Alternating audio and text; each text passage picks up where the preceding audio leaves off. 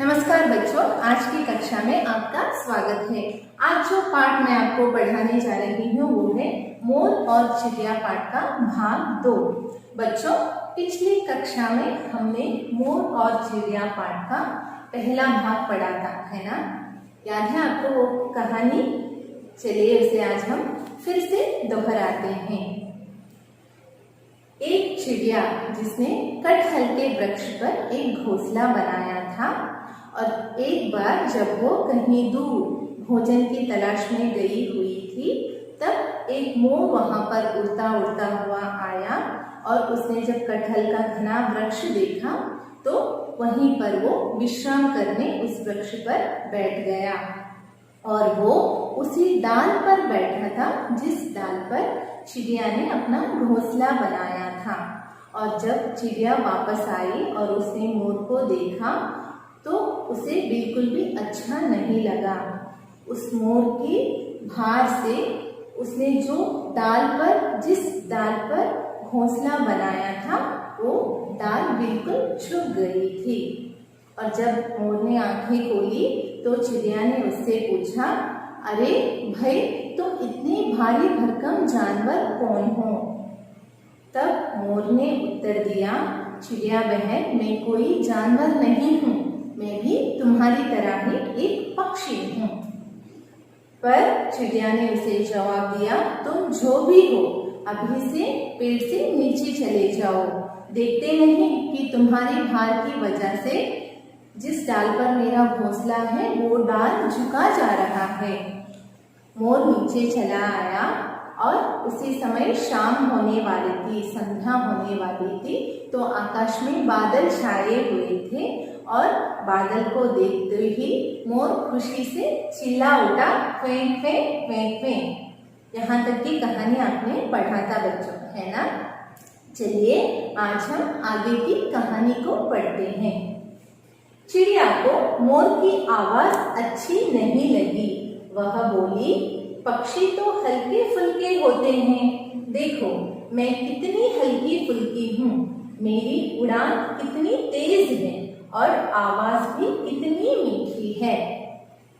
चिड़िया को मोर की आवाज अच्छी नहीं लगी। जब मोर चिल्लाने लगी क्वें क्वें क्वें क्वें, तो चिड़िया को उसकी आवाज बिल्कुल भी पसंद नहीं आई बच्चों।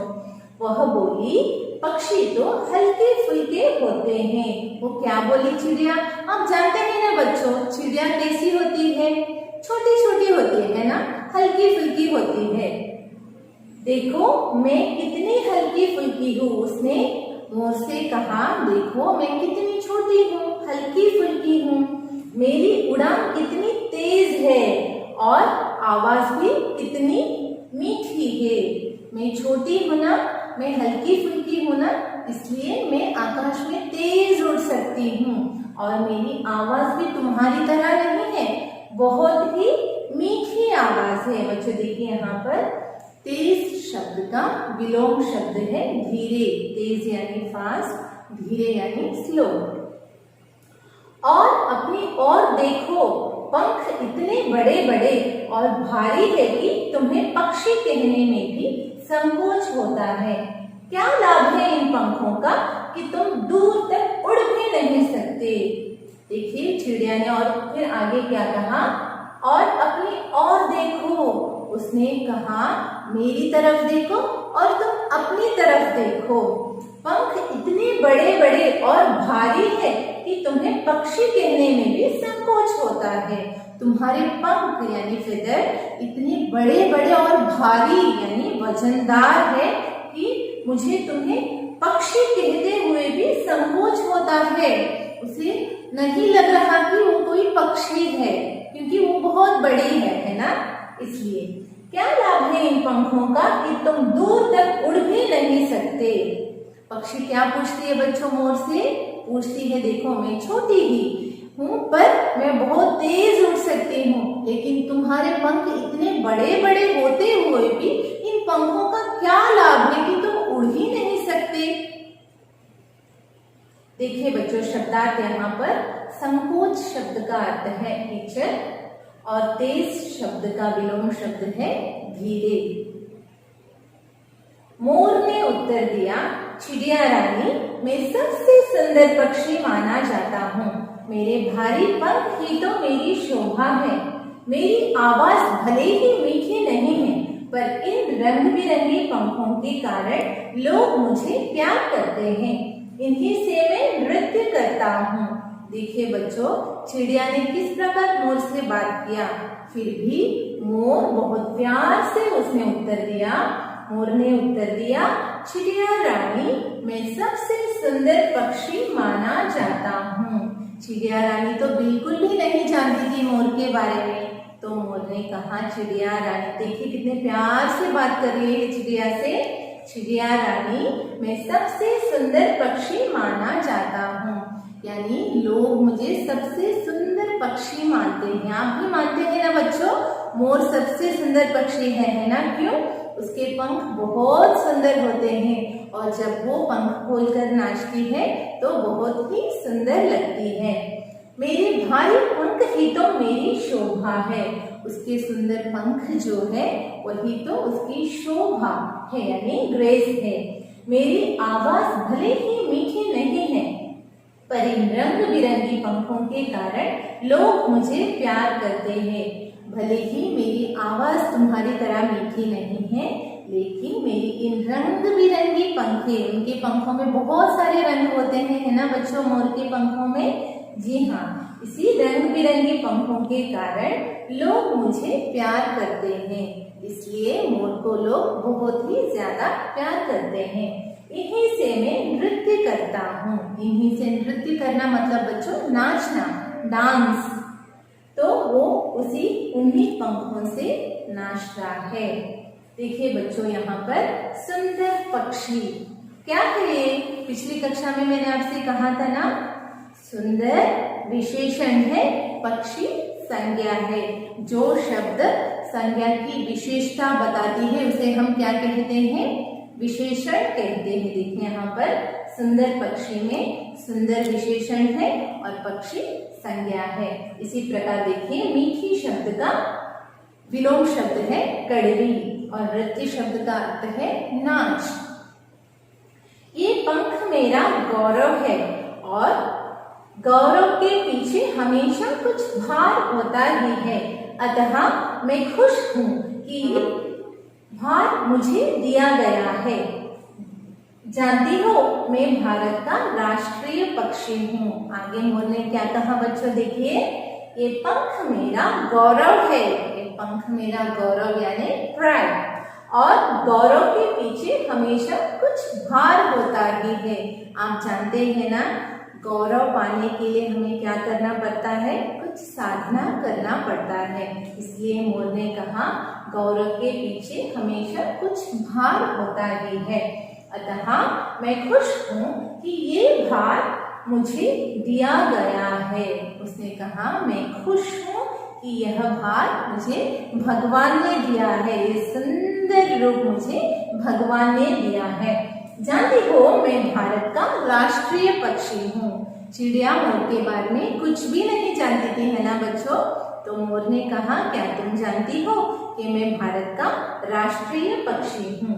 देखिए बच्चों, शब्दार्थ, नृत्य का अर्थ है नाच, गौरव का अर्थ है गर्व और मीठी का विलोम शब्द है कड़वी, मीठी कड़वी।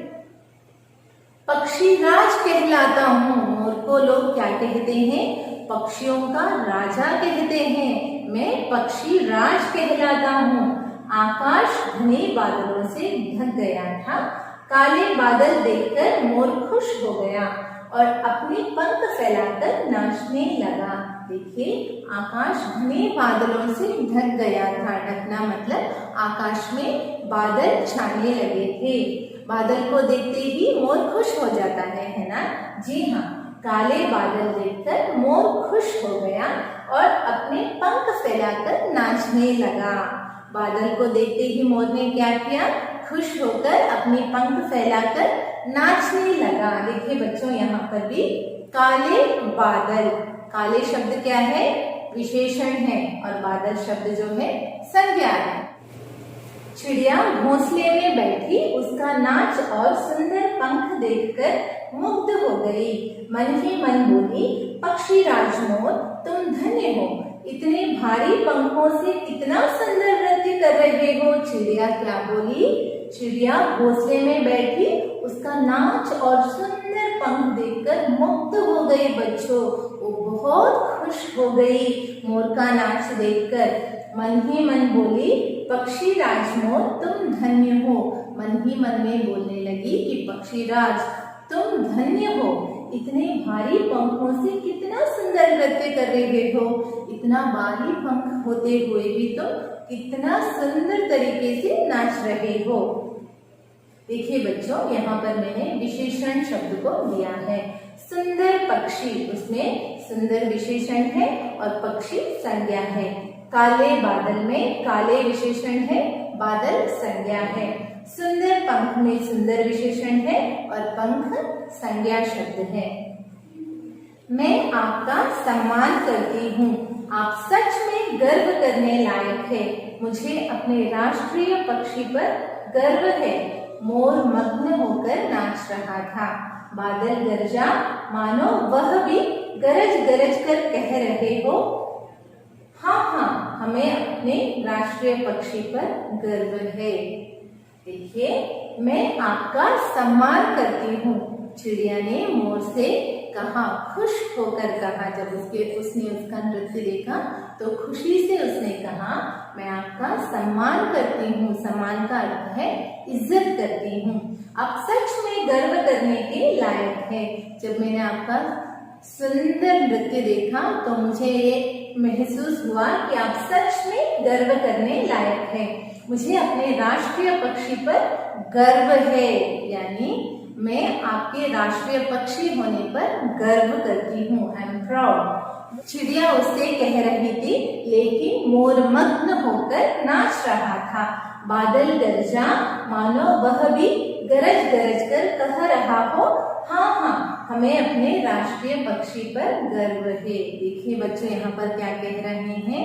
उसी समय, जिस समय मोर नाच रहा था, बादल गरज रहा था। बादल ऊपर से गरज रहा था, यानी बारिश शुरू होने वाली थी। और बादल भी ऐसा लग रहा था कि बादल भी गरज गरज कर कह रहा हो, हाँ हाँ हमें राष्ट्रीय पक्षी पर गर्व है, हमें अपने राष्ट्रीय पक्षी पर गर्व है, ऐसा महसूस हो रहा था। बच्चों देखिए, यहाँ पर शब्दार्थ मुग्ध का अर्थ है मस्त, सम्मान का अर्थ है इज्जत, गौरव का अर्थ है गर्व। बच्चों, इस पाठ में कुछ क्रिया शब्द दिए गए हैं, उसके बारे में मैं आपको आज पढ़ाऊंगी। देखिए, क्रिया का अर्थ है, क्रिया यानी वर्ब। इसका अर्थ है जिस शब्द के द्वारा किसी कार्य के करने या होने का बोध होता हो, उसे क्रिया कहते हैं। जिस शब्द के द्वारा किसी कार्य के करने या होने का बोध होता हो, उसे क्रिया कहते हैं। यानी जिस शब्द को सुनकर आपको लगे कि वहां पर कुछ कार्य हो रहा है, यानी कुछ काम हो रहा है, तो उसे हम क्या कहते हैं बच्चों? क्रिया यानी वर्ब कहते हैं। देखिए, मैं आपको कुछ उदाहरण के साथ समझाती हूँ, जैसे पढ़ना, खाना, पीना, जाना आदि।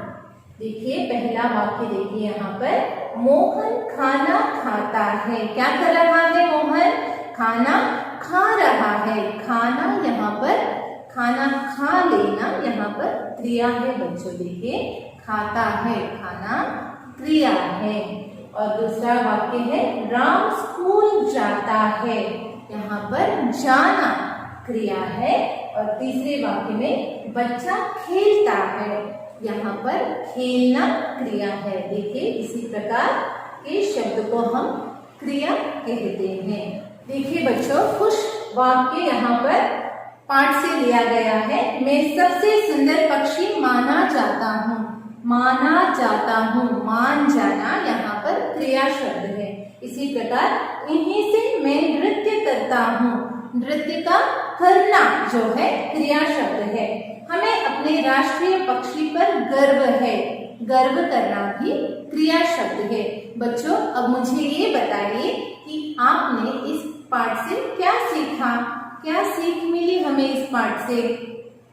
हमें इस पाठ से ये सीख मिलता है कि हमें किसी भी व्यक्ति को देखते ही उनके बारे में कोई भी गलत राय नहीं बनाना चाहिए, उनके बारे में गलत नहीं सोचना चाहिए बच्चों, क्योंकि हर एक व्यक्ति की अपनी ही एक विशेषता होती है। तो हमें बिल्कुल भी उनके बारे में कोई भी बुरी चीज नहीं सोचनी चाहिए। समझ गए ना? ठीक है, आज की कक्षा हम यहीं पर समाप्त करते हैं। बच्चों, इस पाठ का जो नोट्स है उसे मैंने पीडीएफ के रूप में आपको भेजा है, उसे अपने नोट पुस्तक पर लिखिए और रोज आधा पेज कॉपी लिखना मत भूलिए। धन्यवाद बच्चों, स्वस्थ रहिए, सुरक्षित रहिए।